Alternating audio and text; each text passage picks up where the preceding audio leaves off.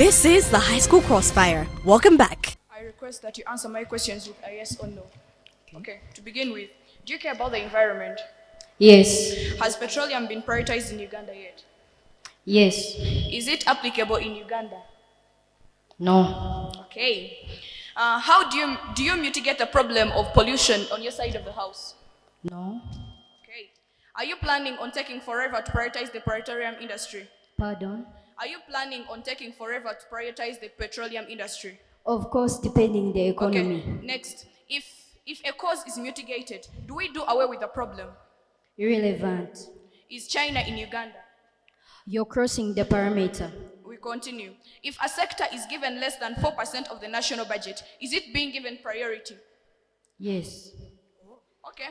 Is 3.2% of the budget that is given to agriculture annually called priority? That is unfair. We go ahead. Did your third speaker say that you'd extract oil in 2025?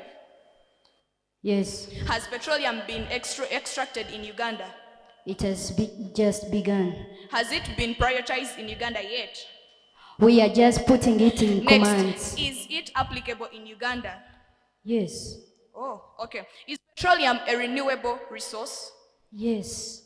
Petroleum is a renewable resource. Some of the elements of petroleum are renewable. Thank you for your time. Okay, Pano, to begin with, I asked them if they are planning on taking forever to prioritize the petroleum industry, and they said no. But Pano, we realized that from their side of the house, starting from their first speech, we do not get a time frame. So on our side of the house, we assume they are planning on taking forever, right? So again, I asked them, do they care about the environment? They agree that yes. And then I asked them, do they mitigate the problem of pollution on their side of the house? They said no. So I think that is a very big contradiction in their case, and Pano, it's a house that wins this debate is not one that is contradicting. One, Pano, as I go ahead, I'm going to tell you, they come and tell us that agriculture is being a failure, right? But Pano, they also agree that agriculture has been the backbone of Uganda for as long as since we got independence, right? And Uganda has been surviving since all that time. Even if our development is low, but it has been surviving. So how do you call that a failure? Two, we come and tell them that they're having a problem of pollution on their side of the house, right? We ask them that if you mitigate the problem, if you mitigate a cause of the problem, would you have mitigated the problem? They agree and say that yes. But Pano, what do we tell you? On our side of the house, we tell that all the problems that have been arising, all the problems that have been coming out of us not getting enough returns from agriculture, are from us using low mechanization and then exporting raw materials instead of exporting finished goods, right? So we come and tell you that how are we going to mitigate this? We are actually going to mechanize agriculture and then process our products and export finished products, which are going to earn us more market, more income, and that is going to solve every problem that we have on the house. But then on their side of the house, Pano, they agree to the problem of pollution that is going to come from the side of petroleum, but they do not offer us a solution. So I ask again, how do they get to win this debate? So again, I asked them if China is in Uganda, and they said I'm crossing parameters. But Pano, I quote from their second speaker, they were borrowing a leaf from China, right? They were borrowing examples from China, and I quote from their first speaker, they say that their parameters are strictly Uganda. So a house that is crossing and crushing its own parameters is not a house that can win this debate today, right? So I again ask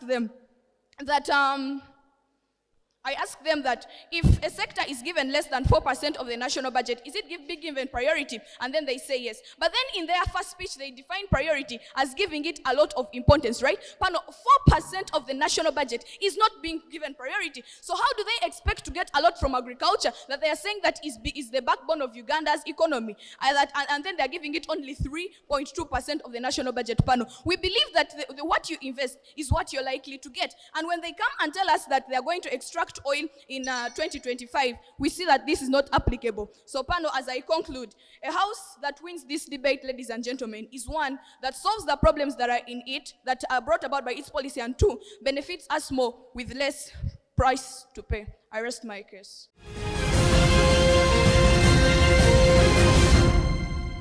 Resolved. A broken stick can never be remained unless you want to break it once again into pieces. I want to greet my negator. Good afternoon. Good afternoon. Wagma Doris for speaker.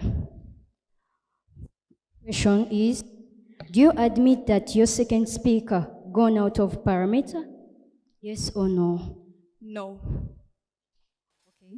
What is to prioritize? Prioritize it to give something more importance and give it. Oh, thank you. Do you admit that Your justification about the improvements and success of agriculture industry in Uganda is all about subsistence farming. We are going in for mechanization of agriculture. Is Netherlands in Uganda? Pardon? Is Netherlands in Uganda? We said we are borrowing a leaf from Is Netherlands. Nigeria in Uganda? We are borrowing a leaf from Netherlands. Oh. To the cause of your first negative, Yes. do you admit you did not take a look into the burning petroleum projects made in Uganda, hence meaning a less benefits of agriculture industry? Your Yes or question no? is not elaborate. Statistics of the income and expenditure made in agriculture industry over petroleum industry. Did you state them? Yes. Dear judges, my first question, as it was stated, I gave her a simple task, but of course she did not. Because to the cause of her fascinator, they admit that they did not look into the burning petroleum projects. My first affirmative said about the petroleum projects in Uganda, and she's asking us about prioritizing. Let us go about what is to prioritize. They are saying about what is to prioritize, but again, they are the ones who are sending us that we are not giving off all petroleum. Yet they want to prioritize agricultural industry. They are talking about that petroleum is causing death of many masses in Uganda, but they are not taking a look about they function, their agricultural industry. Look at the machines given to you by my third speaker. He talked about the machines which are using petroleum. They are talking about hydroelectricity, but let them state any one machine they are using in agricultural industry, giving in electricity. Even if they are right there, they did not mention them, and that is causing them to lead our rules. So they are talking about breaking the parameter, but we borrowed examples from China. As they borrowed examples, we strictly gave them a parameter of Uganda, and the speaker declared Nigeria, giving them how Nigeria is getting benefits in agriculture, which is wrong. If you go and make some vital research, you will find that Nigeria is developing due to the petroleum industry. Another thing, they are saying that in Uganda today, there is no food security, giving an example as Karamoja. But along Kampala-Gulu Highway, we have the Egypt-Uganda food security. Do you know that if we set up those food securities in such areas, such criteria like food insecurity is not done and won't be mentioned? Because remember, in the case that in case agriculture industry that it is destroyed or somehow broken, it cannot get exhausted. But the moment we exhaust petroleum, that's the meaning of less development in Uganda. I stand affirmed by saying that we are to prioritize petroleum industry over agriculture industry. I remain Waguma Doris, fourth affirmative. Thank you.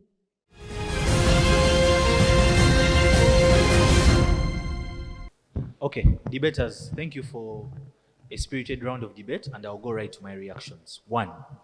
Speaker 1 of the affirmative side, please revise on speaker roles.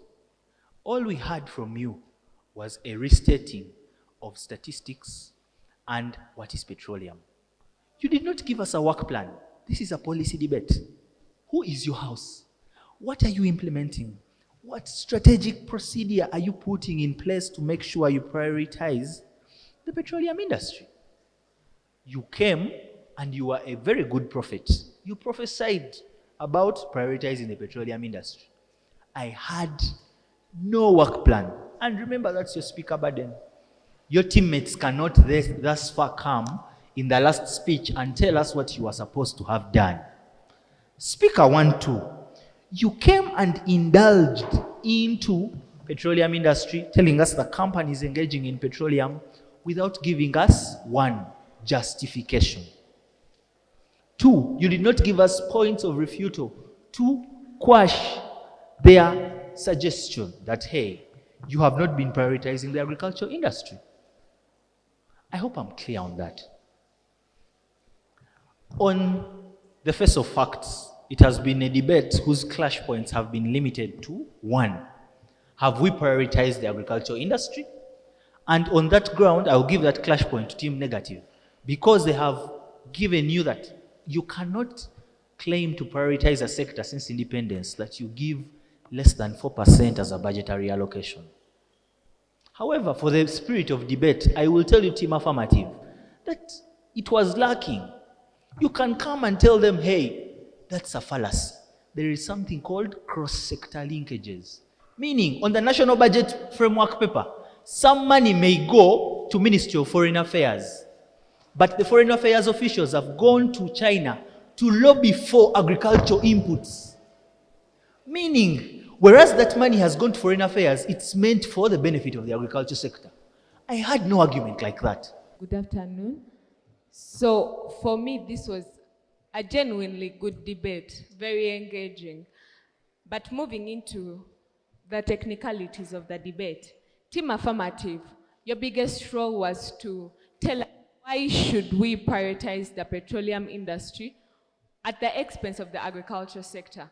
So you came up and asked this Team Affirmative that, hey, we've had the agriculture sector over and over these years, but how come as a country we have not developed? You came up and told them, however, the petroleum industry is going to raise funds, it's going to give income, and that is all you've sung from the start to the end of the debate. You've really showed us the number of companies of petroleum in Uganda. You've showed us how you're going to earn income from this petroleum. But Team Negative came up and told you, for us, we are not going to prioritize the industry of petroleum because we can't put our people's lives at the expense over this. They showed you personally. Their argument was more convincing. From the first speaker of Team Affirmative, like the previous judge said, you did not give your argument. So Team Negative came up and told you the reason as to, they asked you, what justifies the prioritization of the petroleum industry? They gave you food insecurity in Uganda, which did not but satisfactorily. They came up and told you that prioritizing the agriculture sector does not take away the petroleum industry. They even came up and pointed it to you that the fact that the agriculture sector has been a backbone of Uganda does not mean that it has been prioritized. They gave you evidence of the budget allocation. They asked you its relevance, and what did you say? You said it is not relevant to this debate. They came up and asked you, justify how the agriculture sector is responsible for the low GDP of Uganda's economy. Personally, I waited for that answer because that would have been the major blow to this, showing Team Affirmative and the August House, Team Negative and the August House, that, hey, it is the agriculture sector, us depending on the agriculture sector is the main reason as to why we have had a low GDP over these years, and the mere fact that it has been the backbone. So personally, the fact that you failed to answer that and the fact that petroleum is a non-renewable source, at the end of the day, I felt more convinced that me actually depending on agriculture and prioritizing it would be more beneficial. So that is where I gave my points for. I will dwell more in terms of cross-examination. There is what we call cross-examination and an examination in chief. I want to clarify this as I've seen the farmer. You have been doing what we call examination in chief. What an examination in chief is where now the solicitor leads the party. You lead and give answers to the mouth, to the party, so that he answers you the same thing you are talking about. You have not done what we call cross-examination. Remember cross-examination, we talked about you become an agent of that team. By being an agent of that team, you act as a prosecutor, asking questions that they are leading, questions that need a yes or no. Now, let me go to now the first speaker in terms of the affirmative side. Lady Justice, what you did, you gave us statistics of everything. I was just listening to statistics. I'm not saying it's bad. It's a very good, well kind of a thing. You researched your thing, we thumbs up for you. But now, your first role as the first speaker, you are coming to place the first nail in that coffin. That first nail has to be the strongest nail, so that if other nails come on side, they just come as patches to it. You came, highlighted everyday statistic, giving me all the good examples. I was excited. When this bell sounded the second time, I was wanting you to go more into the content part of it, which you failed to me. And that's why you saw the first speaker. I love the first speaker. Why are you the first speaker? The young man.